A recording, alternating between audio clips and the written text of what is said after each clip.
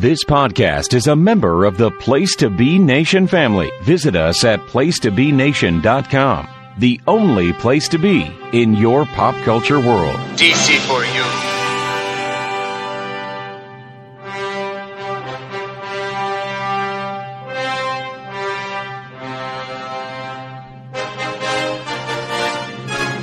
DC4U.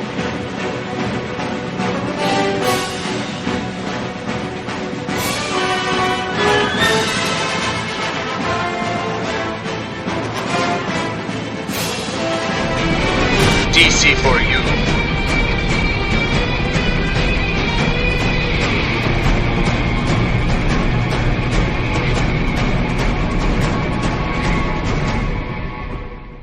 DC4U.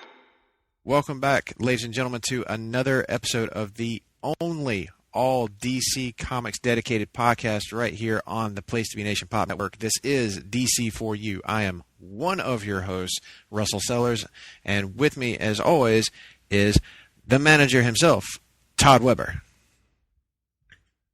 Russell Sellers, what an honor it is to co-host a show with you.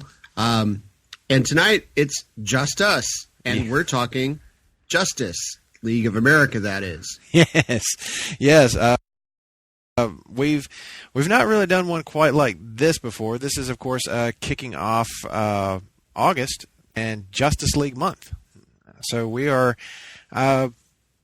surprisingly without a guest. We usually have one for these hour-long episodes, but we decided to make it just us, and that worked out pretty well, I think. This is going to be one that we can kind of dive into a little more in depth, because I think we both got a lot to say about Justice League.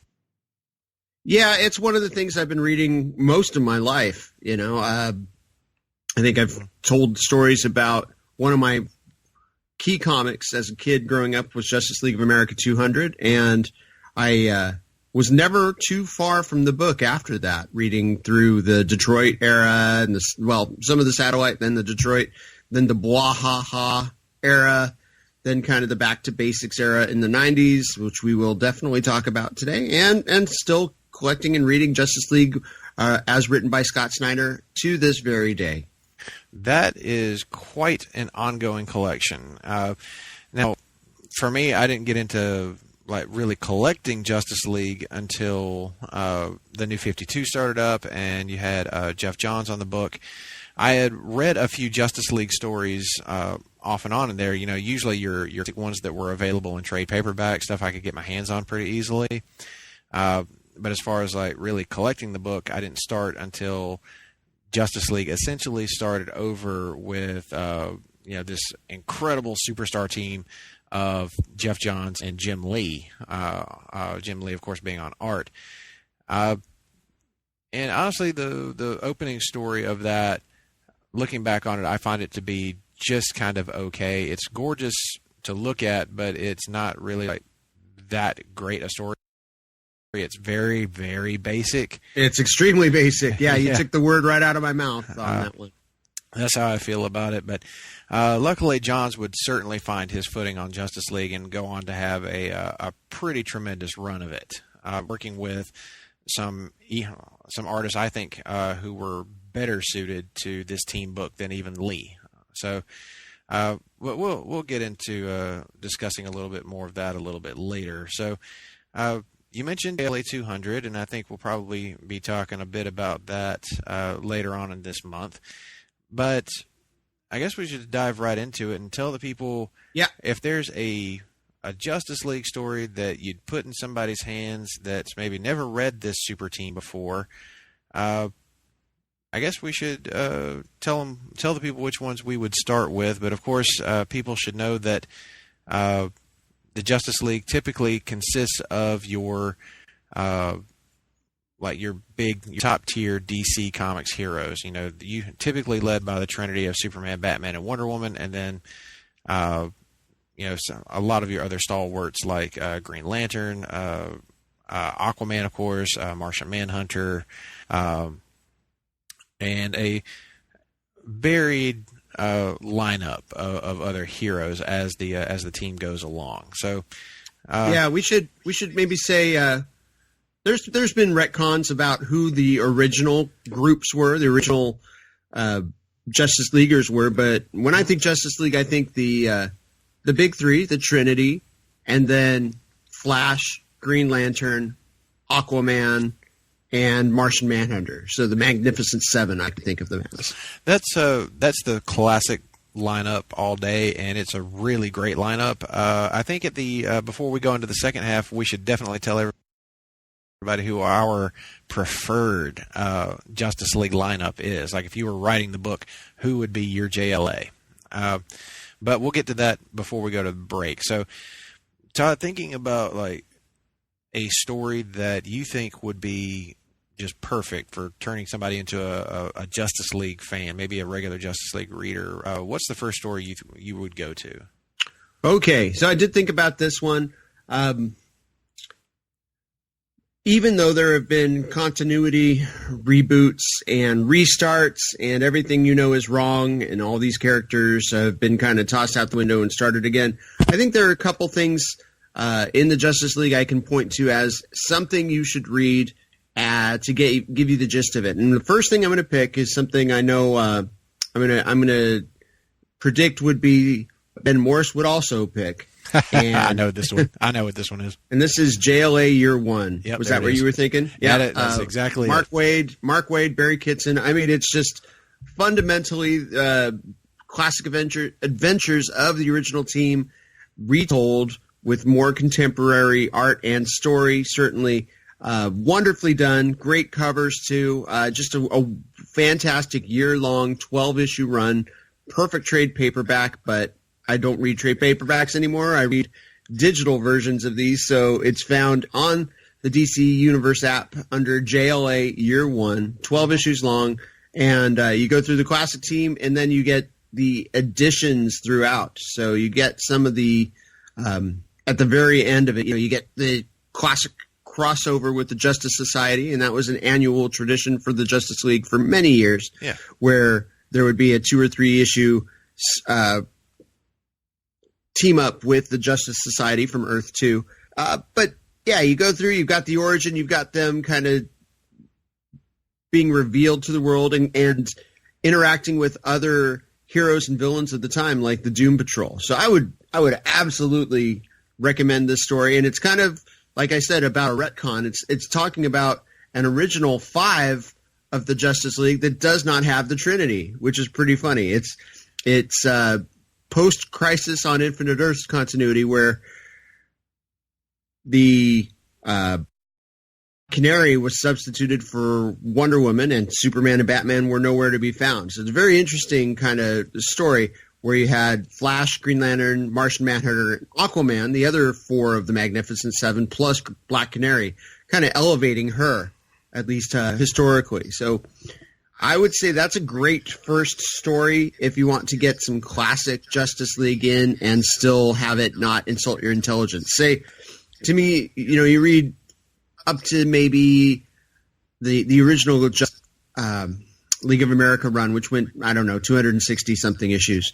If you don't read anything before 180, you're probably okay. You can kind of, there's some stories that are alluded to, but this book will give you kind of the greatest hits and everything you need to know. I think the original series got better at that 184 or so issue mark where Jerry Conway took over the book. Yeah. So that'd be my first pick, would be JLA Year One. What would be one story you would point to?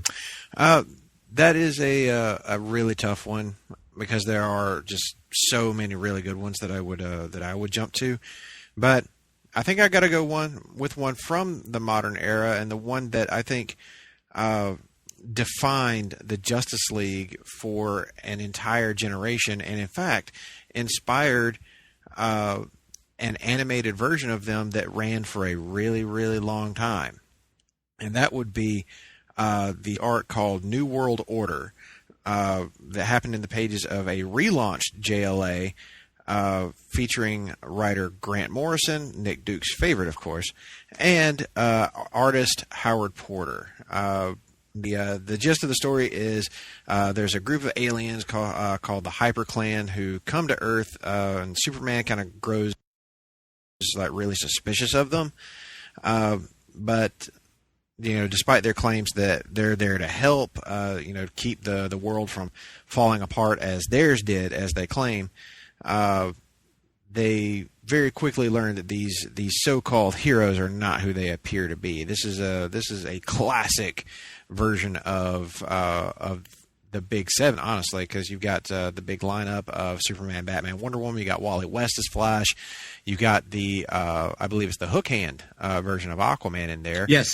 Martian Manhunter is back, and unfortunately, Kyle Rayner is the Green Lantern in this book. Oh man! But this is you guys. But this is actually where Kyle is used more effectively. I feel like he's a pretty good addition in this story. Like this is Kyle actually being a pretty good member of this team.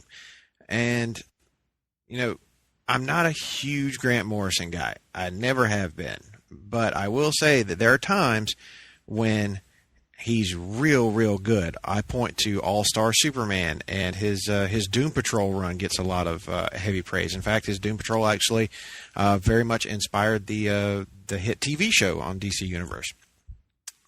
But his Justice League inspired the Bruce Timm universe version of Justice League. And in fact, if you go watch the pilot episode, the 3-part pilot episode of the Justice League animated series called Secret Origins, it is heavily influenced by this story. So I gotta say, this is one that I think is just going to grab you from the opening page. It's one that definitely sucked me in. Whenever I read it, I was like, this is really good stuff. Morrison is at like the peak of his game. He's really like fleshing these characters out, showing you the team dynamic, getting unique voices and like very like natural and genuine feeling voices for each of the characters. So really good stuff. There's something that I think would turn anybody into a JLA fan. Like if you've ever wanted to see the Justice League at their best, I think New World Order is a prime example of it. So we're talking JLA number 1 through 4 from 1997. Yes. Very good. Now you know why I turned that question back to you, because that would have been my number 2. So I wanted you to have the honor of doing it. I had a feeling that was what you were gonna say. Yeah, I know. If we were saying this is a great story to read and learn what the JLA are all about, that's your book. That is. And then, but we can also talk about, well, what are our favorites that, now that you know the Justice League, what's a great just kind of single Justice League story that you can to?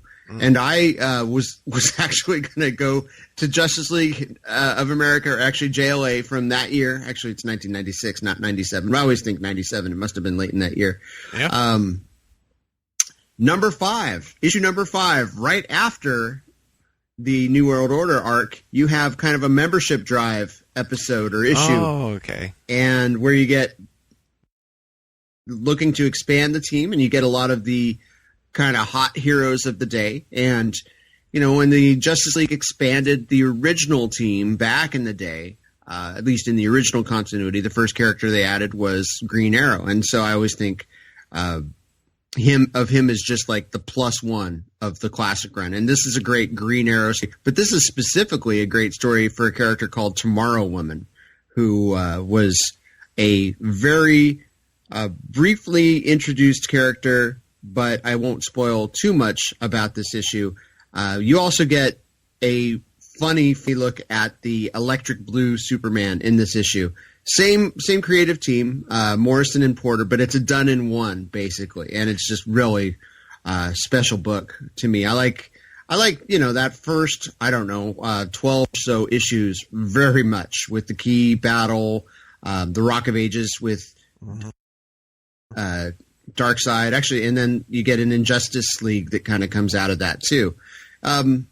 It still to me is the best Justice League there's ever been, and it's a shame that Morrison went crazy not too long after this. I mean, maybe after All-Star Superman, I can point that was the last great thing I think he wrote.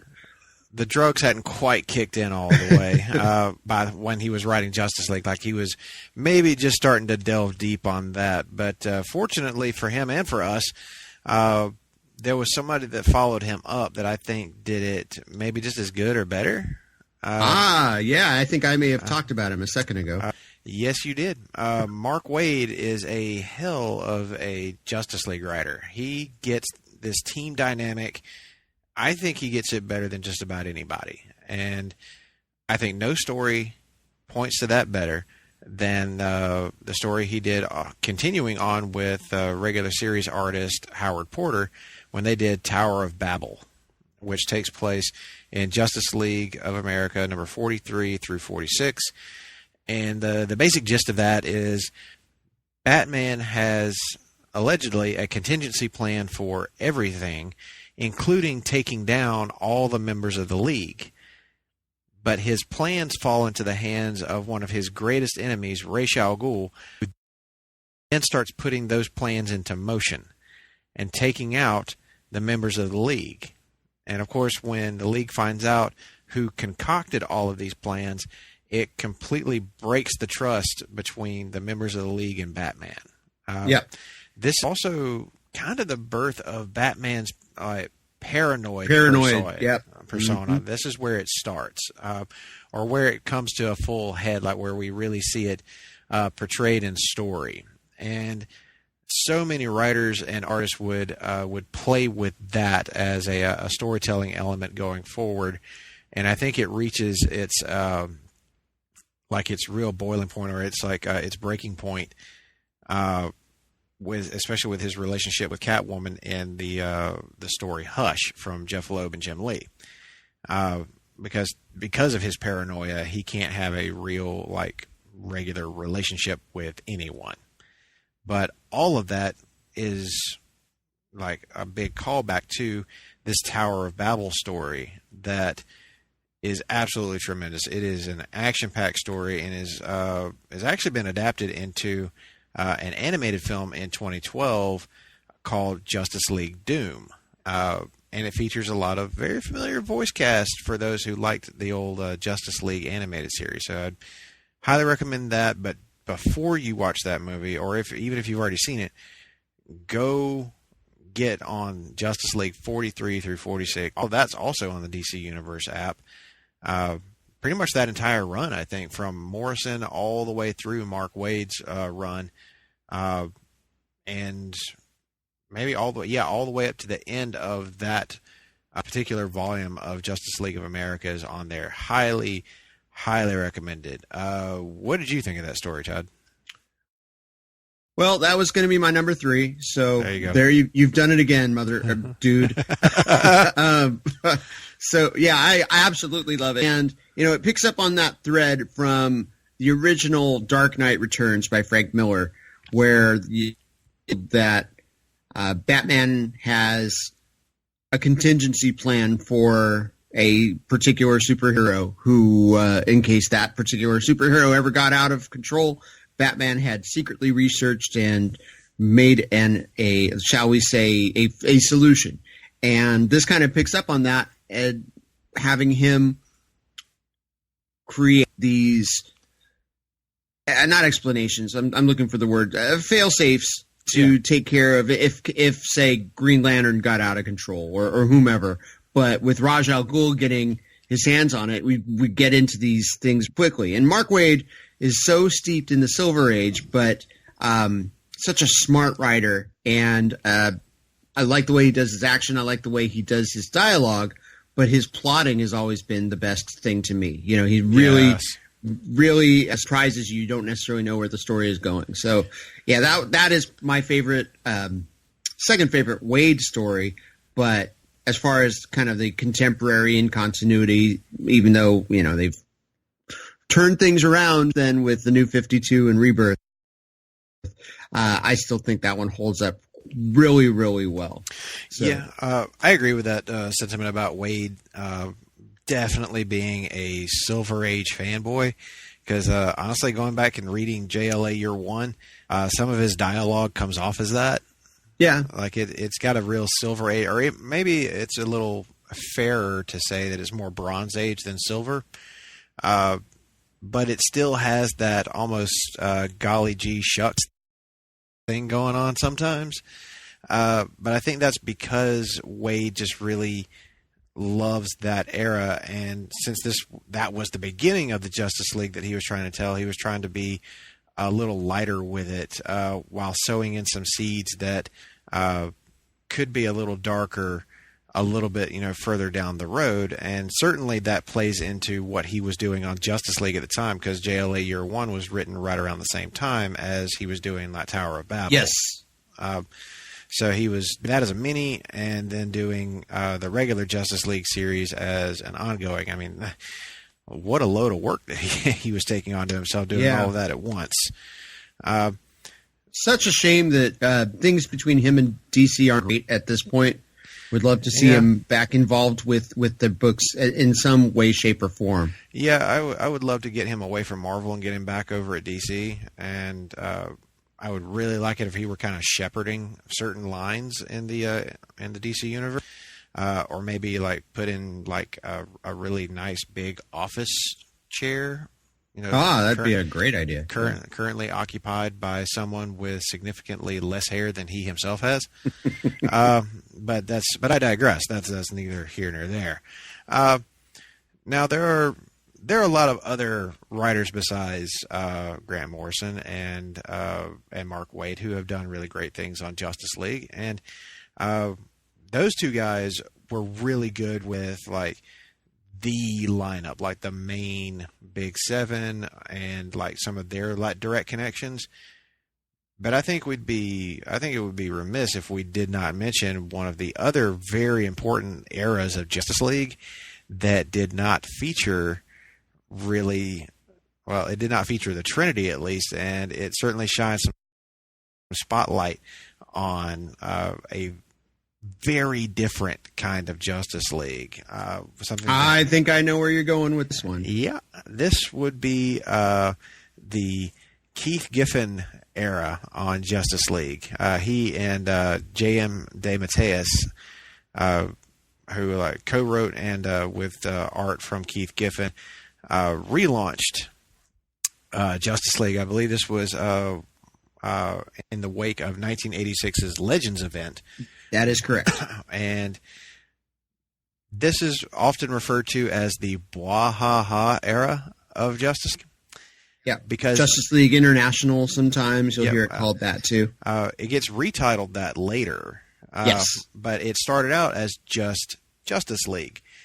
And the first 7 issues of that, I think, people to a Justice League team that would be very unexpected. And while it does have some fun action in it, it's built around being funny. And if you, let's say you went and saw the new Shazam movie that just came out, which was really, really good, you would probably really like this story because he's featured heavily. And this is one of the first times, one of the earliest examples of Shazam being, or Captain Marvel as he's referred to in this story, being portrayed as a young boy actually trapped in an adult body rather than being 2 different personalities. Yes. So that I think is going to lend itself to some big comedy. And also, if you have never read a Guy Gardner comic, this your one. This is the one to start with. This will make you enjoy. I don't know that you'll necessarily like Guy Gardner, but you will appreciate his presence, and you will love, in particular, one scene in this book that has become a running joke that still carries on to this day. It is just classic stuff. What's your take on this one, Todd? You were probably reading when it came out. I was reading and buying when this came out. Like you said, post Crisis and post Legends, rebooting the entire Justice League with none of the stalwarts save for Batman for the first trade or so, and then Batman got busy doing other things. And the book didn't really need him. This was really an ensemble book, featuring characters like Blue Beetle and later Booster Gold and developing their friendship, developing Martian Manhunter into a very different kind of character. giving him an actual personality, bringing in some underused toys from the DC universe, such as Guy Gardner, giving him a crazy personality, and using Lobo to great effect early on. So many great storylines, plots, and true humor that I associate with Keith Giffen from the 80s in books like Ambush Bug, The Legion of Substitute Heroes, and it's all kind of tied into here. He could do no wrong in my eyes as a writer back then. I would say DeMatteis is probably the scripter. Well, I don't know. I don't know exactly how the synergy worked, but I have a lot to say about this run. Development of Maxwell Lord as kind of a mastermind character. You get some of the development of the Suicide Squad, the original one, teaming up with them coming out of this book. So much went on during this, and it kind of lasted all the way through to the Death of Superman arc. And eventually it kind of fizzled out, and it felt like they were losing steam creatively. Certainly Kevin Maguire leaving and Adam Hughes coming on, Ty Templeton, guys like that. They weren't able to keep quite the consistency with art and the story, and I don't know where it exactly it lost its mojo, but for about 5 years it was pretty darn strong.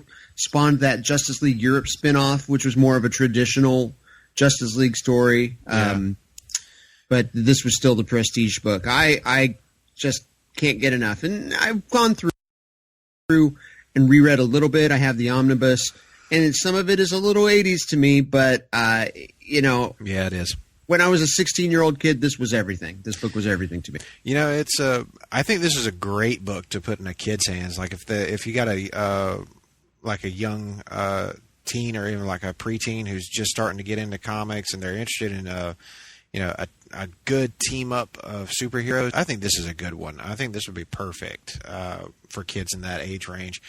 And this series actually continued on through, Giffen's run at least continued on through issue 60. And honestly, Todd, I think this book probably lost its mojo right about the time that Superman died. I think 1992, Death of Superman, that was about the end of the road probably for this, because this whole book was built around the idea of being, a more lighthearted take on the Justice League team, but then you got Superman dying, and suddenly nothing was funny anymore.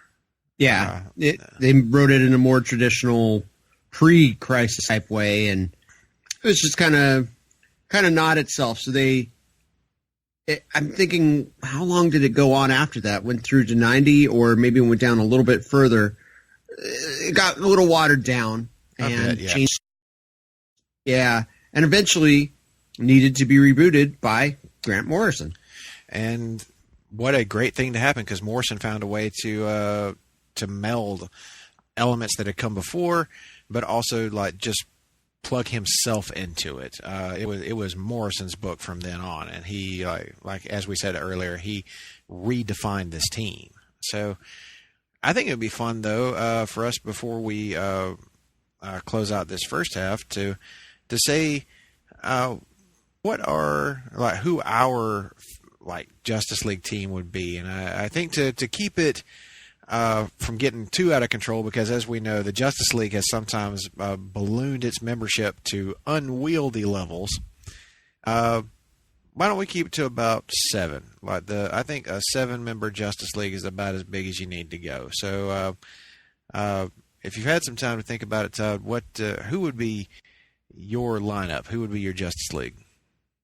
Well, it's really hard not to just go away from the Trinity plus the 4, but I'll see if I can vary that. I'm first off Martian Manhunter, kind of a constant through all the teams up until the New 52. Yes, somewhat controversially that he was not there for other reasons, but I would say core members, you've got to have a Flash. I would say Barry Allen Flash, especially say the one written by Mark Waid, Year One, that version of the Flash. So Martian Manhunter, Flash, I would say you've got to have Batman, you've got to have Superman, you've got to have Wonder Woman. So there's 5. I would put them with Guy Gardner as 6 and Hawk Girl as 7. Did I leave anybody out? Yeah, I don't need Aquaman in the Justice League, believe it or not. I'm very, very surprised by that. He's too good for the Justice League. No, I'm just okay. I love Aquaman, but the fish out of water stories, and even, yes, I know water is 70% of the earth. Aquaman, one of my favorite characters, probably my favorite character, my avatar. But in Justice League, I think the dynamics that he brings don't always make for interesting stories. Although he was very well used in the Year One series we've talked about before. Sure. That's fair. I actually kind of agree with you there. I think that Aquaman as a character, he's got so much going on. He's got almost too much going on to really be a member, like a permanent member of the league. He can't really be at the league's beck and call at all times because, I mean, he's the ruler of the 7 seas. It's late. It just doesn't make sense. So if I'm going to put together a league, I'm with you on keeping the Trinity in place. I think you don't have a Justice League unless it's Superman, Batman, and Wonder Woman together. The Trinity has to be there. Now, when it comes to the other 4, things get a little bit more complex because I am a big fan of that Justice League animated series. Yes. I am a huge fan of it. So when I saw Scott Snyder's particular Justice League lineup, I got all sorts of giddy because he picked the Green Lantern that I would put on the Justice League, and that's John Stewart. Yeah. Great team player, great leader. Exactly. I feel like John Stewart is a great field general and somebody who, while Batman is definitely, kind of in that same vein, I feel like John Stewart is one of the few GLs who will stand straight up to Batman with no fear whatsoever. He is not intimidated by Batman. So that's my GL pick. Now, I would normally say Martian Manhunter, but I feel like whenever we've got Superman, a Green Lantern, and a Martian Manhunter in there, I feel like we have severely OP'd the Justice League. They're at a power level that is just like they should just straight up be unbeatable. Yeah, unless you have a fire-based villain or a kryptonite man or what's Wonder Woman's weakness now? I guess we could say, according to Batman, none. Right. That's the greatest thing about Wonder Woman is that she has no obvious weakness. But you can maybe hurt the people around her, hurt the things that she cares about. That's right. That's how That's how you get to Wonder Woman. But for my 5th member, I'm going to be controversial. I'm going to steer headlong into it, Todd, because I liked the idea of including Cyborg. I thought that having him as a member of the league was right on. It was about time that he was able to graduate on up from the Titans era to the big leagues, as it were. Cyborg has earned his spot, and as a tech-based hero, there's a lot you can do with him, and it kind of pains me that so many writers just haven't. I don't know what it is. I don't know why they just gloss over all the cool things that Cyborg can do. I mean, Jeff Johns really did great with him in the New 52 Justice League. But anytime anybody else got their hands on him, it was almost like, okay, Jeff Johns gave you all these good ideas to work with, and you're just not doing it. You're trying to force some of these other more boring long form stories that just don't work. I'm still waiting on a Cyborg and the Middlemen series, personally. That would have been fun. So yeah, Cyborg is at number 5. What's the league without a speedster? So you got to have the Flash in there. And I kind of lean the same direction that you do on that one. I think Wally West is the perfect Flash for the Justice League. Barry Allen is like the classic. He's the founding member of the JLA, but Wally is really good in this team. he's also really funny, and you got to have some good comedic relief in there. So Wally West, for sure. And because there needs to be some magic on the team, I think there needs to be a magic user, and there needs to be, it's of a boys club up to this point. So I'm going to shift things around a little bit, and I'm going to put Zatanna in there at number 7. Very good. Because I think she is a tremendous character who works really great in a team setting and would be absolutely wonderful in an ongoing Justice League book. So if I've got a Justice League team, also she would be a great person to take down an out of control Superman because he's weak against magic too. There you go. That's my 7 if I'm writing Justice League. Okay, nice choices. I fluctuate between Wally and Barry, as I do, whoever my favorite Flash is. But I would say that the way they've written Barry the last few years has kind of adapted a lot of the things that I loved about Wally into it. So much as that this sometimes I read the newer Flash book and I feel like it's still having Wally's voice, but as a CSI for whatever reason. So I think you can't go wrong with any of our picks. I do love that you have to have a Flash Green Lantern on the team at all times. It just doesn't work without them. So what about artists? We did not talk about our favorite JLA artists. We did not. Much. That's an even tougher one. I'm sure you've got somebody in mind. Who's the artist that you think defines the league? All right. If you said George Perez, you'd be correct. I hope George somebody Perez, had that in the pool. You just won. Yeah. No, that was pretty. One of the safest bets one could make would be George Perez as my favorite Justice League artist. I mean, come on. He was the first good, and I will say Dick Dillon and whoever the other guys were, they were serviceable. But George drew the first, almost, I won't say realistic, but they were the first aspirational versions of these characters I grew to love it around. He replaced Dick Dillon when he passed away mid-story arc in a Jerry Conway written Justice League, Justice Society, and New Gods team up from the early 80s. George came on, and things were never the same for Justice League. It was so good. So, yeah, and all too infrequently has had to draw them, but, I still, I have a cover, I have a poster, I have a canvas art of George drawing Justice League. It's just the classic team for me, the classic look of the team. I wish there was more of it out there. The Who's Who books he did, the covers for those have fantastic renditions of the Justice Leaguers. He did Justice League postcards.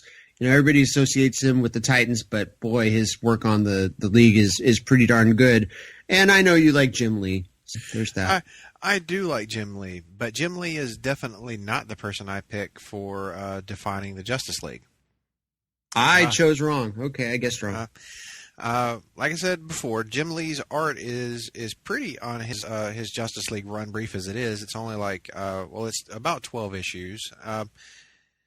Still, Jeff Johns actually worked with somebody that I think was better at drawing the League on his time, and that is a much Jason Fabok. Yep, the much younger artist who came on to the book during the Amazovirus storyline, which is one that kind of gets glossed over in Johns' work, because you also got Throne that he did with Ivan Rice, which is an incredible story, one of the best Aquaman stories that's ever been written, and the Aquaman movie actually pulls a bit from it.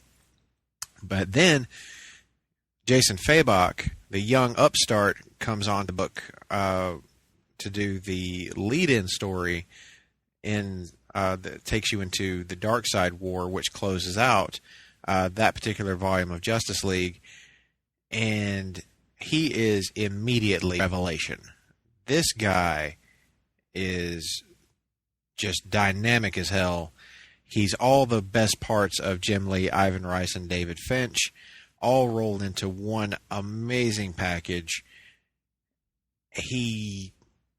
I just don't know how to describe it. It's so it's lifelike, yet it also incorporates some of my favorite, more cartoony-esque versions of like superhero art, and it just jumps off the page. It's like these characters just fully come alive with so much detail, and you just wonder, how is this guy able to do this on a monthly book? Oh, wait, he didn't. They had to delay the book multiple times in order for him to keep up. Worth it. This is one of those few times where I'm like, I didn't care. I was like, delay the book, whatever. Just make the book look real good. And every issue just popped more than the one before it. And to this day, I really like what's happening on Justice League right now. I like Jorge Jimenez. I like Jim Chung. Javier Fernandez is not too shabby either. And even Brian Hitch had a run on Justice League that, while not really all that good, it was drawn pretty well. I could say that for it. But to this day, I have not seen anybody equal what Fabok was doing. Jason Fabok is, I think, somebody that's going to go down in history as an all-timer Justice League artist. Short though his run may have been, impactful it also was. And you look at those issues and say anything other than, holy shit, this dude is amazing. Yeah, great artist, good choice. I wish there was, like Perez, I wish there was more of it. But yeah, especially during the Darkseid War, just tremendous stuff. And I think some honorable mentions for me, I would say Alan Davis with his work on stories like Justice League The Nail does great art. I was introduced to the great work of Kevin McGuire through Justice League. I do affiliate that era with him, even though artists like Adam Hughes came out of that. Bart Sears did great work back then too, and Alex Ross, of course, has done some great work on Justice League through his homage to the Super Friends series called Justice, which was okay written but beautifully drawn by him, Braithwaite and Alex. And he did a really nice one shot with Paul Dini in the tabloid format that has not been digitally reprinted, I don't believe. Okay. But it's wonderful. It's called Justice for All. Yeah, I'm glad you brought up an Elseworld story when you mentioned The Nail, because the only honorable mention I've really got to throw out there is Darwin Cook, who did DC The New Frontier, also adapted into a beautifully like Darwin Cook art recreated animated movie that is highly, highly recommended. Also, just a great Justice League story. And it was his homage to the Silver Age, and you probably get like maybe the best takes on Barry Allen, Martian Manhunter, and Hal Jordan in that story. Also, really the way he did Wonder Woman, that was some good stuff. Man, Darwin Cook is sorely missed. You said it. He's there's a giant hole, a Darwin Cook shape in the comics universe since he unfortunately passed away so young. But what an incredible legacy he leaves behind, including some amazing Justice League work. So he would be one I recommend. Well, with that, we're going to take a short break. We're going to come back, and we're going to talk about something a little more controversial than what we've already talked about, the live-action Justice League movie. What happened? What went wrong? And what are our views on the alleged Snyder Cut? You don't want to miss this. We will be right back. Promotional consideration paid for by the following. Place to Be Nations, JT Rosero and Chad Campbell here. We want to let you know that we have over 24 podcasts available on iTunes, Stitcher, Google Play, and PlaceToBeNation.com. We now offer them to you on two great feeds. On the Place to Be Nation Wrestling feed, we dive into topics running the gamut from today's WWE to the glory days of yesteryear and the ins and outs of the territory days. In addition to our full-length shows, we also deliver to you special pod blasts on topics old and new. The Place to Be Nation Pop feed is a veritable treasure trove of great content, offering tremendous shows covering the land of movies, television, life, comics, and sports, brought to you by the most knowledgeable and insightful folks in the podcast world. You can find all these great shows, plus archives of our past podcasts from over the past 8 years as well by subscribing to both feeds on iTunes. And while you're there, be sure to rate and leave feedback as well. All of these shows, plus others, available on PlayStationNation.com, where we cover pro wrestling, sports, movies, comics, plus in-depth search projects, and much more. Be sure to support our site by using www.PlayStationNation.com/Amazon when doing your online shopping. And we want to thank our friends at Boneheads, Wing Bar, ProWrestlingOnly.com, and HistoryOfWrestling.com as well. Be sure to follow us on Facebook, Twitter, Instagram, and Tumblr. PlayStationNation.com, the only place to be in your pop culture world.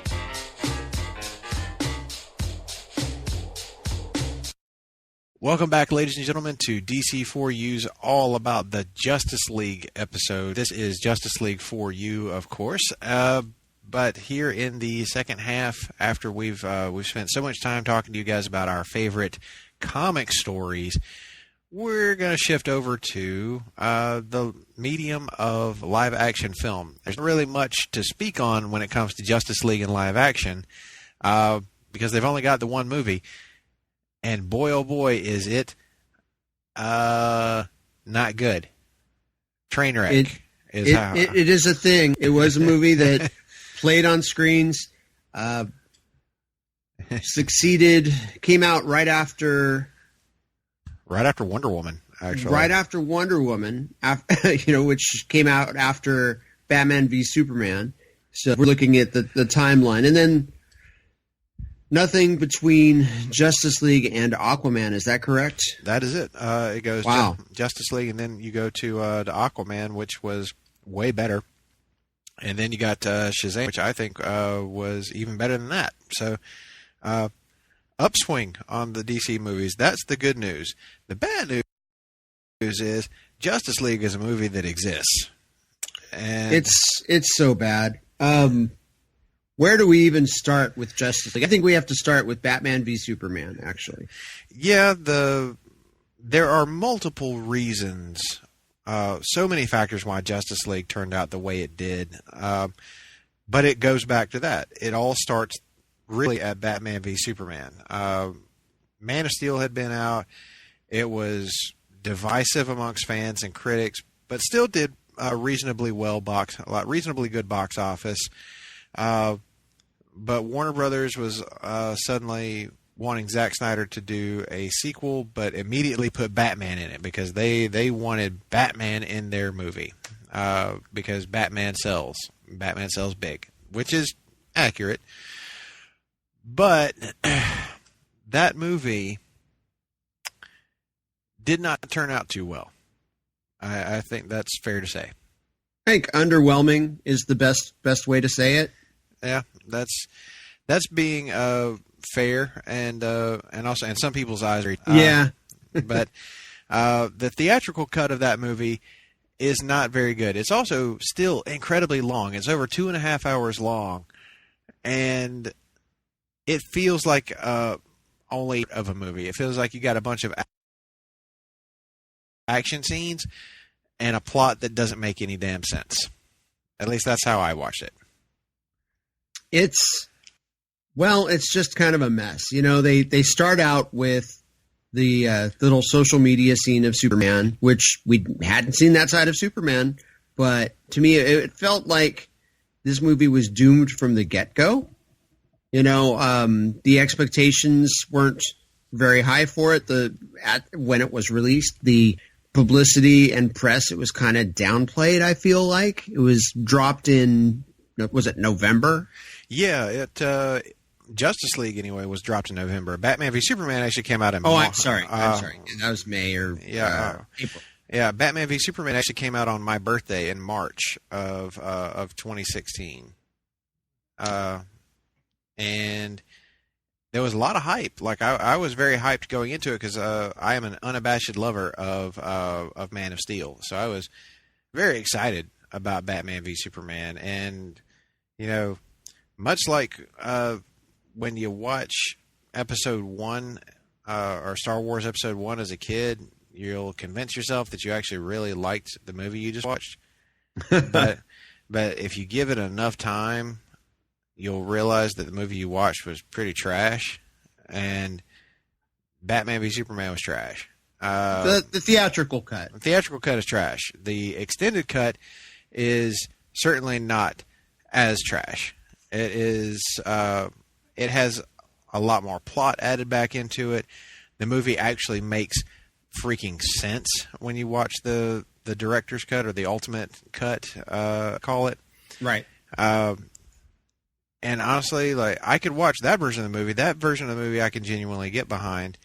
It's still not going to be what I think the majority of people wanted, and it still represented Warner Brothers trying to move way too fast and get to story elements and like emotional story beats that felt unearned. And even like watching it now, it's like this all just feels unearned. The whole Death of Superman thing doesn't work. And Justice League kind of picks up that thread. It's another movie that feels like it's in such a hurry to get to the big bad threat of like the biggest possible cosmic threat that the DC universe has. They want to get to the New Gods and Darkseid specifically. Mm-hmm.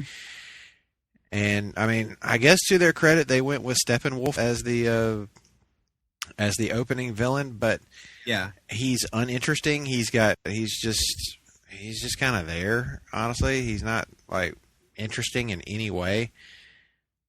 And I mean, I'm supposed to buy that this version of Batman, who's just been like wantonly killing people in Batman v Superman, suddenly has like a full change of heart and is more the traditional classic version of Batman in Justice League. I don't buy it. It's too hard of a transition. And I mean, tonally, Justice League is a hard shift from Batman v Superman into something much, much lighter. And it's, I guess, when you look at it from that perspective, it's closer to what people wanted, but it's not a well-written and well-executed film. Is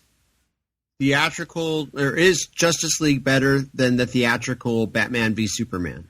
I think objectively, yes. But I don't think it's as like much better as like the critical reviews would have you believe. Yeah. I think that they are a good bit closer together in that respect. But when it comes to the, I guess the overall presentation, Justice League at least has a like from point A to point B to point C to point B, D movement that makes sense. Like you can really follow the plot as you go along, and that's to its strength. And that's something that the theatrical of Batman v Superman does not have. Yeah, it feels like if there had been Man of Steel 2 telling that story, the return of Superman, and but yeah, I think, like you said, the need to kill him in Batman versus Superman, rushing through this whole thing is very unfortunate. And it doesn't feel earned. Like we don't even like Superman at that point. I like the Superman who he becomes in Justice League, or at least that's a character I recognize a lot more than I do in Man of Steel. And I know it's a character arc. I know it's a process, but I would have liked him to get to be who he was supposed to be before he died. I wouldn't have wanted him to die to get to that point. Exactly. Like if we'd gotten a fully realized Superman for a proper Man of Steel sequel, and then built up to like, maybe not in the first phase of their film, but maybe in like the second phase of DC movies, then you do the Death of Superman, then I think you would have had a much better emotional response, or like it would have felt earned. It would have felt like, okay, we really built this to build up our Superman character, and his return would have felt more triumphant rather than the return that we get in Justice League, which just kind of feels like. Well, and that's such a problem with a lot of these IPs that we're familiar with. If we say Star Trek, the J.J. Abrams films, they tried to go Star Trek 2 and the whole con thing in the second one, where we've just gotten to know these versions of their characters and their nuance. Unearned is a key thing. You know, you want to have your cake and you eat it too. You got to do the work. You got to have a whole bunch of character development and maybe 3 or 4 films before you can get to those classic stories. Exactly. You know, like Star Trek had been out a property for 20 years or almost 20 years when they did The Wrath of Khan. Justice League, we had just met these characters, and some of these characters we hadn't even met. Yeah, well, they had cameos in Batman versus Superman, but that's it. Yeah, like we're introduced to the rest of the Justice League lineup. We get our introduction to Barry Allen, to Arthur Curry, aka Aquaman. That's not Barry Allen. I don't recognize that Barry Allen. And yeah, it's Barry Allen in name only. And then we also get Ray Fisher's take on Cyborg, which honestly was one of the better parts of the movie. It is, and the relationship between he and not Barry Allen is actually really good. One of the better parts of the movie, but you know, that version of Flash sucked. It's so bad. It's wrong. It shows me that Snyder doesn't know what he's doing. Snyder's casting decisions on a couple of areas actually really works for me, specifically Superman, Wonder Woman, and Aquaman, and Cyborg. Like Ray Fisher was a good casting choice. Where he like whiffs on it, like just completely misses the ball, is on Flash. That was bad casting all the way around. Not good writing on Flash either, but that's a whole other albatross. I'm going to say it, controversial opinion. You shouldn't have cast Ben Affleck as Batman. Yeah, but I don't say that because of Ben Affleck being a bad actor choice. No, Ben Affleck is a good actor. He's a good actor who would play a really great older Batman. He kind of did. The mistake was going for an older Batman. That was a lived-in Batman. Yeah. We never got to see any of that journey of how to get... Yes, we've had lots of Batman movies. Everybody knows who Batman is. But to present him as so different a character, I would like to have seen not an origin story, mind you, but a Batman solo movie before Batman versus Superman. Do it the Burton style. Burton did a Batman movie. It was not an origin movie. Batman had been around for like maybe a year or two, and they didn't really bother doing a ton with his origin. You get a little light mention of it, like a little like quick scene, and then we move on. But it's a man who's already fully realized. That I'm fine with. Like a fully realized Batman introduced into this universe. Hey, that's cool. We had just had the Nolan trilogy, so we didn't need the origin. But the Nolan trilogy is part of the problem here. This is the other side of the coin, Todd, with why Justice League didn't work. We often refer to the problems of the New 52 at DC Comics as editorial interference. Well, the equivalent of that was happening at Justice League. With studio executive interference. Yeah. They wanted so bad to get Christian Bale's version of Batman, to get that Christopher Nolan Batman in their Justice League movie, but both Nolan and Bale refused to do it. And they were ready to move on from that character, and who could blame them? They had already put in their time. They'd done it.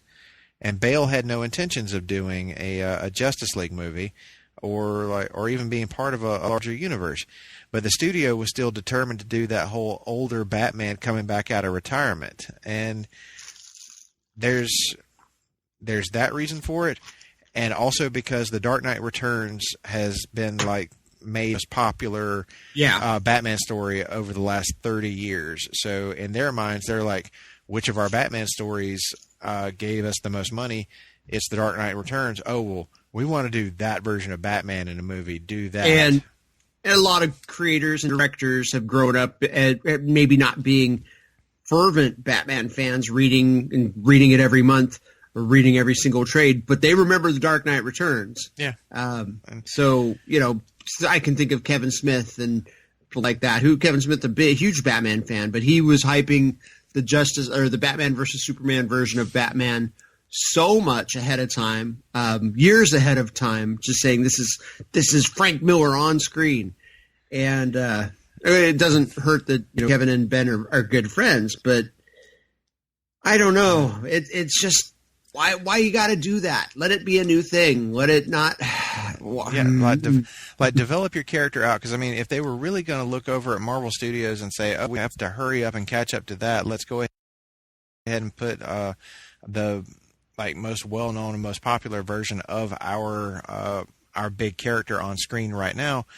All that's doing is, saying that you don't get it, that you don't get how to really build things up. You're not really paying attention to what Marvel is doing.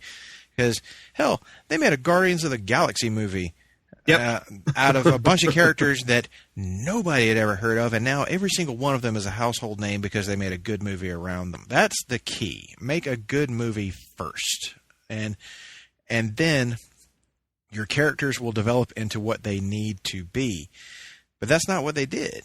They just wanted to hurry up and get to this big team-up movie, and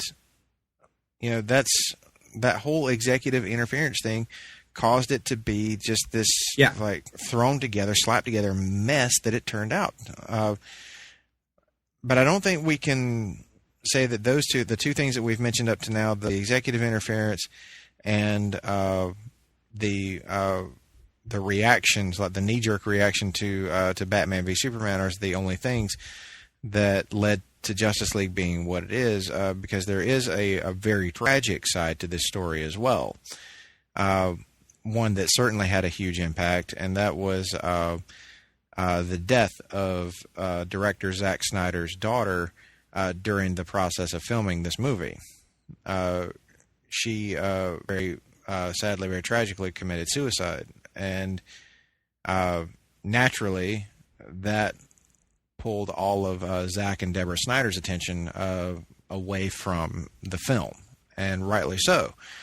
And as a result of that, in order to keep the movie on schedule, a different director was brought in, and that was Avengers director Joss Whedon, who wasn't just brought in to finish directing the movie, but was also brought in to do heavy rewrites and reshoots of the film.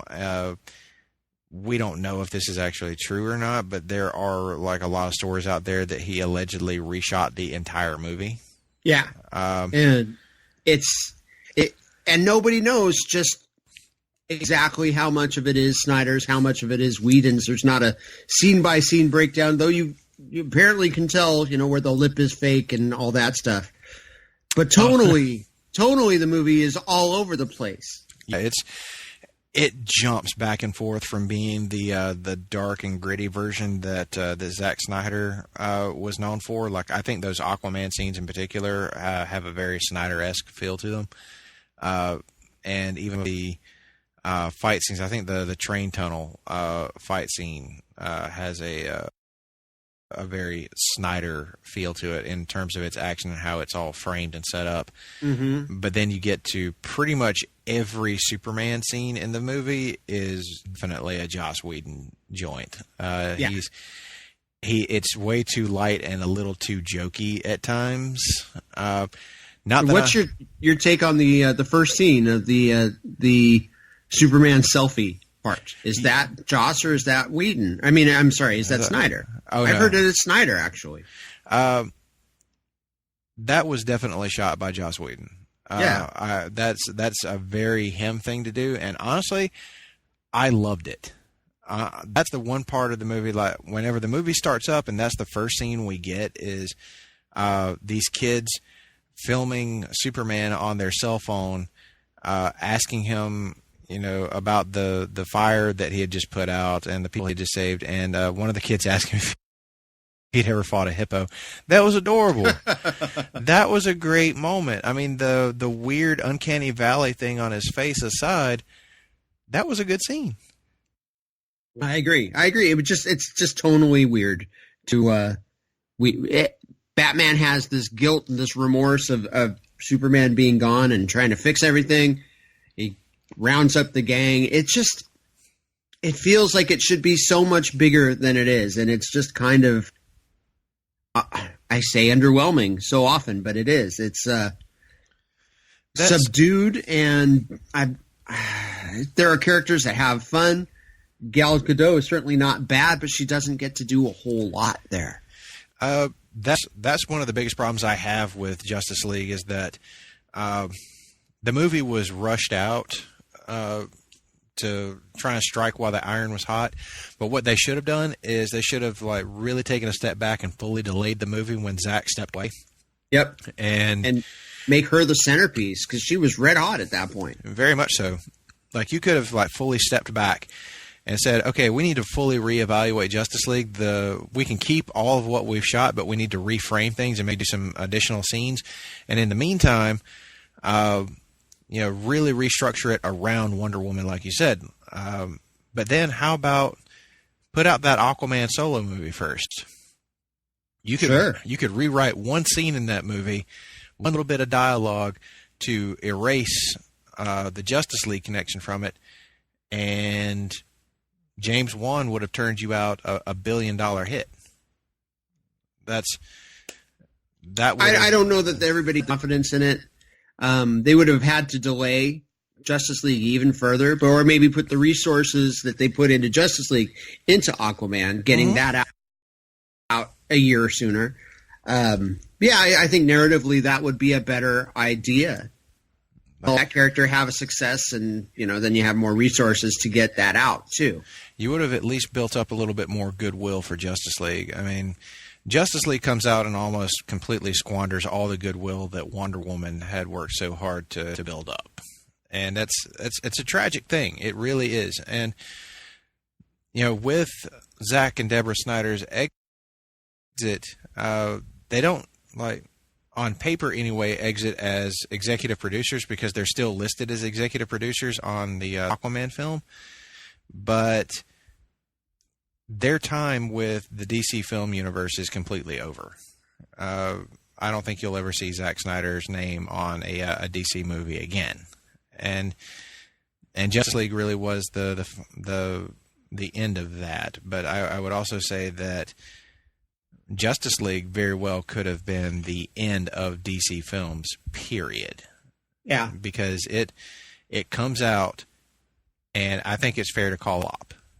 It definitely bombed, did not earn its budget back. No, it did not. And that is a tragedy. That is a travesty. This is your super team. This is like all of your big guns together. This should have been the biggest movie since the original Avengers. And it comes out with barely a fizzle. That's unacceptable. Yeah, I can understand why heads rolled at Warner Brothers after this movie came out. It sucks that Jeff Johns wound up having to be one of those that fell on his sword after this movie's just disastrous box office results. But somebody was going to have to, I guess. And I wonder even how powerful Johns was up to that point, or influential. I mean, you saw his characters up there and his involvement, but weren't the big calls being made by the execs and Snyder? I mean, it just feels like there wasn't a whole lot of Jeff Johns for those first few movies other than Wonder Woman to me. Wonder Woman definitely has his signature on it because he was actually on set working on that film with Patty Jenkins. And Patty Jenkins has referred to him as her filmmaking partner, somebody that she trusted with everything she was doing because he helped her to really get the character of Wonder Woman absolutely right. John, actually the main producer who was working on Justice League, as he and Johns were supposed to be dividing the duties of being in charge of the DC film universe. When it came to Aquaman, that movie is co-written by Jeff Johns and also co-produced by him. It was his final work in the DC film universe before kind of being shown the door, which I think is a testament, really, because Aquaman went on to big bucks and also to do pretty well with critics overall. So I think that really kind of illustrates his abilities as a storyteller and somebody who should maybe get his old job back. Now that the dust has kind of settled from Justice League, because you've had Aquaman come out, it was a big hit. Even though Shazam didn't light the world on fire as far as its box office take, it's easily one of DC's best reviewed movies. I mean, that bar is a low one to clear, sure, but it's up there with Wonder Woman, like in the 90s, I believe, on the Rotten Tomato score. Yeah. So it's a good movie. It just didn't have the big name recognition, but that's headed in the right direction. That's where you want to go. And the movie didn't really have that big of a budget, though, so it's done modest success. Yeah, it's done fine for itself. It made 3 times its budget at the worldwide box office. So profitable film. And we hope it's done well on digital and DVD. I guess DVD, Blu-ray, we don't hear all those sales figures, but came out digital early July and DVD a couple weeks later. So, I'm sure it's been fairly profitable, even though not the massive $300 million success that they had hoped for. Yeah, like I'm a big cheerleader for that Shazam movie. I think that it was really well done. It was some of the most fun I had at the movies this past year. So it's just really great stuff. That's the direction I hope that they continue going. But there's one other thing we got to talk about before we get out of here, and that's the online community that exists around the alleged Snyder cut. I put that in quotation, Snyder cut of Justice League. There are people out there that believe that Zack Snyder shot an entire movie and that it exists somewhere, and that it was butchered and chopped up to make this Joss Whedon version, but that if the Zack Snyder version had been released, that it would have been a huge hit. Todd, your thoughts? I think there was so much ill will that had been earned by Batman v Superman, which did well at the box office, but there were a lot of people who saw it and that was awful. They saw it in the theaters and were burned. So I blame a lot of, and I'm sure the DC execs, even though they weren't necessarily happy, they obviously weren't happy about what happened to Zack Snyder's daughter. There may have been some relief there that he had to step away from things, but the damage had been done, at least commercially, at least by the audience, or to the audience, where I'm not going to see this movie. That was terrible with Ben Affleck as Batman and dead Superman. Even though Wonder Woman had done great, word got out that she wasn't going to be the centerpiece of this film. A lot of the success of Wonder Woman was because non-traditional superhero audiences were coming to see it. Women and girls who wouldn't necessarily go see, well, now they would with the increased success of the Marvel Cinematic Universe. But a lot of people saw Wonder Woman who didn't necessarily see Man of Steel, for instance. That's very true. My girlfriend has seen Wonder Woman. She absolutely loved it. Yeah. She has never seen Man of Steel, Batman v Superman, Suicide Squad, Justice League.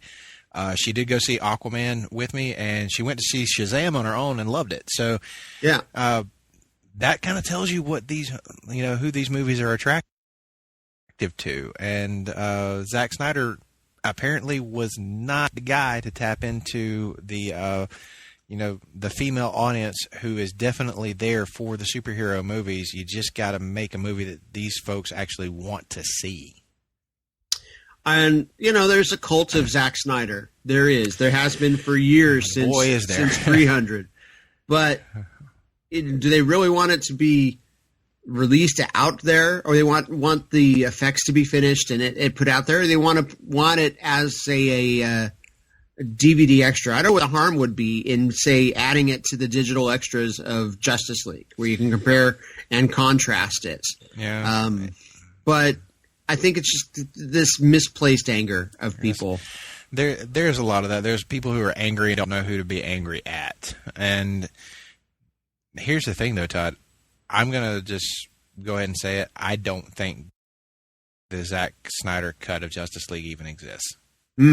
I don't think that that's a real thing. I think that he shot a few scenes for the movie before everything really went down, but he didn't have a chance to finish even those scenes, and some of them wound up scrapped, and Joss Whedon came in and shot the rest of the movie. But as far as like a legit Snyder cut of this film, right? No, it does not exist. That is not edited and to create one out of the unfinished footage that he has, which probably isn't enough to actually make a movie out of.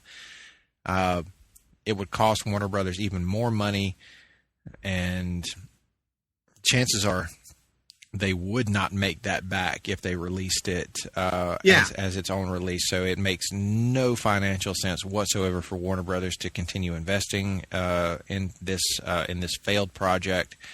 So they really should just cut their losses there and move forward with the individual hero movies and individual like other DC property films that they're working on right now, and try to undo or like at least repair some of the horrible damage that has been done to the IPs that they currently possess, because that's really got to be their strategy going forward. They have to repair the damage that's been done, and in order to do that, they've got to step as far away from the Zack Snyder DCU as they can, which is going to, I think, unfortunately mean a full-scale reboot of the DC universe or the DC film universe within about 5 years.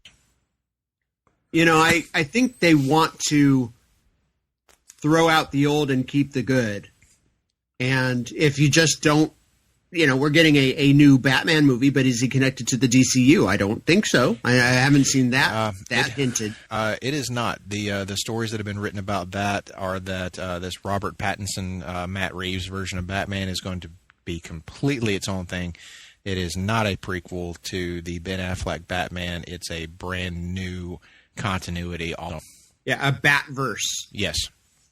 Potentially a full Batverse.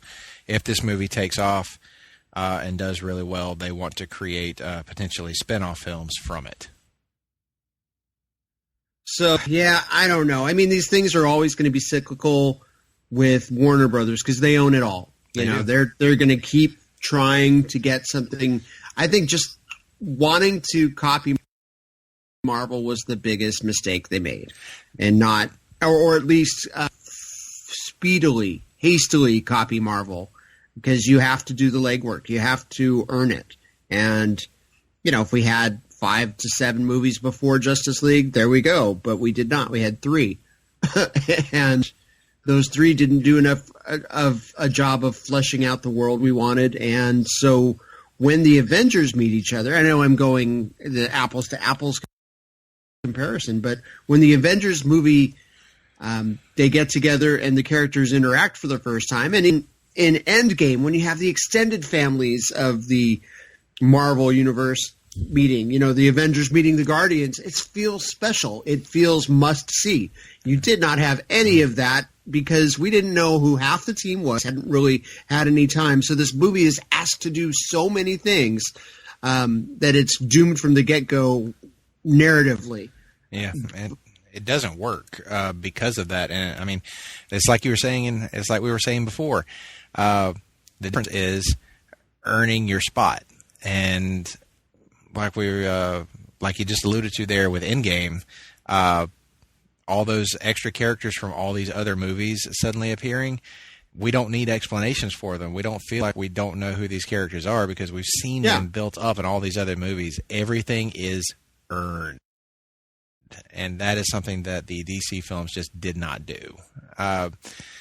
But I have some hope for them because of how good Aquaman was, because how good Shazam was, and of course how good Wonder Woman was. I'm very looking forward to next year's Wonder Woman 1984, to an inevitable Aquaman sequel, because I mean you'd be crazy not to after a $1 billion box office haul, and of course.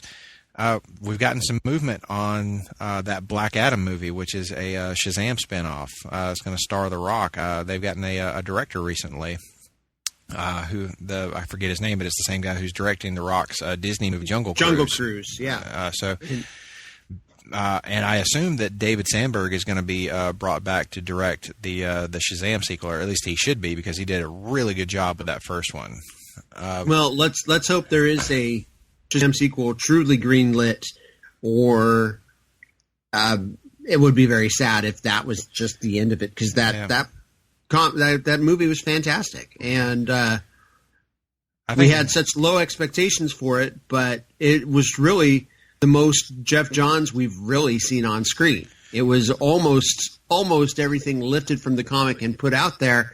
The tone was correct, the characters were great, and the action came off the page and really was reflected in such a way that, you bought into it. I didn't have high hopes for Zach Levi, there it is, third pronunciation is the charm, as Shazam grown up. But even the trailers, well, that's cute, but I'm going to be able to handle a whole movie of this? No, it was fantastic. So let's hope that the commercial success can match the critical success of. I think it will. I think that if they're smart, that they'll go ahead and put a sequel to that out, just like they did with when Christopher Nolan's Batman Begins came out. It didn't light the world on fire. It didn't make like a huge amount of box office, and it did really solidly well with critics. Not like, oh my God, the most amazing superhero movie ever made, but it was like in the 80s somewhere, like solid 80s performance on Rotten Tomatoes. Good enough box office haul to land you a sequel, but then you get The Dark Knight, and it's widely regarded as the greatest superhero film ever made. Right. And it made over $1 billion at the box office. It was like the first superhero movie to ever do that. So I think what you got to do, I think they just need to keep hammering away. Like they found a good formula right now with Shazam and Aquaman, and hopefully with this new Batman movie, and even with this upcoming, oddly enough, Joker movie that looks surprisingly good. Right, but again, it's more of a custodial thing for the characters and not the universe as a whole. So yeah, exactly. That's fine. Still getting the characters out there. And if that's what it takes, we don't necessarily have to have a Justice League movie, which is good, because we're not gonna for a long, long time now. Wonder Woman 1984 is the one I have my eye on. Yeah, I'm fine without doing a Justice League movie, a Justice League sequel, or anything like that. There will never be a sequel to this movie. There shouldn't be. They should just put this version of the universe to bed and allow a new version of the DC universe to take its place, one much more focused on telling the individual stories of these different characters rather than trying to force them together in some kind of giant team up. Maybe eventually get to your team up, but make your characters count before you get there. Like really build their stories, build them up to be something that become must-see on their own, and then put them together, and you won't be able to keep people away from the box office. So, well, let's hope so. All right, now I'm depressed. I need to go watch something to cheer me up. I recommend Shazam. Okay, well, yeah, let's see. I did buy it on digital last month, so I'll check it out. Yeah, you should definitely go do that. Shazam or Aquaman, either one. But with that, folks, that is the end of this episode. We hope we haven't left you too depressed there at the end. There is some hope for the DC film universe. And, of course, we've just mentioned in the first half all those wonderful Justice League comics that you can go read. Every one of those are great, and they will fill you with all sorts of just, like, joy and, like, just giddy feelings to go and read more comics. They did it for us, and we're sure they'll do it for you. So that's another episode of DC4. DC4U in the books. Come back next week. There's a lot more going on with Justice League Month here in the month of August, and we will see you next time. DC4U.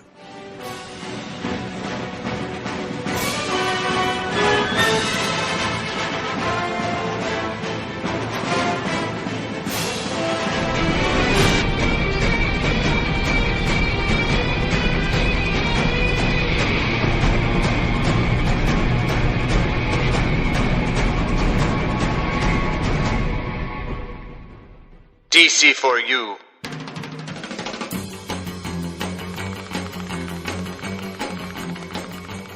Place to Be Nation, this is your manager, Todd Weber, here to tell you all about what's new on placetobenation.com. I've brought in a special guest to tell you what's going on this week on both of our podcast feeds. Starting 8/08, PTBN Pop feed. Todd Weber brings back Weber Has Issues in a new podcast talking about 3 new Marvel books and how accessible they are to comic fans. This time around, it's Marvels, Epilogue by Kurt Busiek and Alex Ross, History of the Marvel Universe #1 from Mark Waid and Javier Rodriguez, and the much-hyped House of X #1 by Jonathan Hickman and Pep Helares. Jenny and Tim flip the script on this edition of Talkin' Pop by welcoming multi-show host and multi-talented Andy Atherton for a journey that touches on Andy's ventures as a podcaster, producer, screenwriter, bartender, DJ, and choreographer. The hard-traveling fanboys debut a new, potentially ongoing, theme, Fix It or Forget It. Up first, 2010's Jonah Hex, starring Josh Brolin and Megan Fox. Is it salvageable or redeemable trash? Pop goes the movies when Andy and J. Arsenio D'Amato get together to discuss the latest major summer movie release, Once Upon a Time in Hollywood, in a spoiler-filled review. On a new Sunday Groove, David talks his current favorite songs, the new movie Yesterday, and the Beatles. JT joins Andy to talk about Kevin Smith's Dogma in the latest and greatest episode of Laugh-In Theater. DC4U is back with the first week of Justice League Month. Russell and Todd discuss the JLA's greatest stories, adapted media, and creators, only on the DC4U podcast. They also discuss the divisive Snyder Cut. The greatest song of the 80s tournament continues. There will 6 polls a day posted for round 2. You can get in on the action on Facebook by searching PTBN's Greatest Song of the 80s Tournament and liking the page. Be sure to weigh in. PTBN Wrestling Feed. Over at the PTBN Wrestling Feed, Ben Zani welcomes indie wrestler Yaden Newman to Row 1. Seat 1 No Holds Barred is back. Aaron and JT return with a GWWE PPV TV match ever focused episode in the latest episode of the PTV podcast. JT, Scott and John D'Amato break down Survivor Series from 1989. Don't miss the pilot episode of a new ECW focused podcast entitled PTBN Extreme 3-Way Dance, where hosts JT Rizzero, Jennifer Smith and John D'Amato review the concept of the show and what is to come. On placetobenation.com, PTBN's tribute to 1994 is off and running, with a brand new piece on Woodstock 1994, as well as a piece where JT looks back at Bob Backlund challenging Bret Hart for the WWF title on Superstars. Mention Glenn's Weekly Walk. Check out our social media pages and message board at www.bigelow34.proboards.com for information on joining our GWWE PPVN TV Match Ever project. Get in on the conversation today and start researching your list. Thanks, special guest. For this and more, check out placetobenation.com, your only place to be in this pop culture world.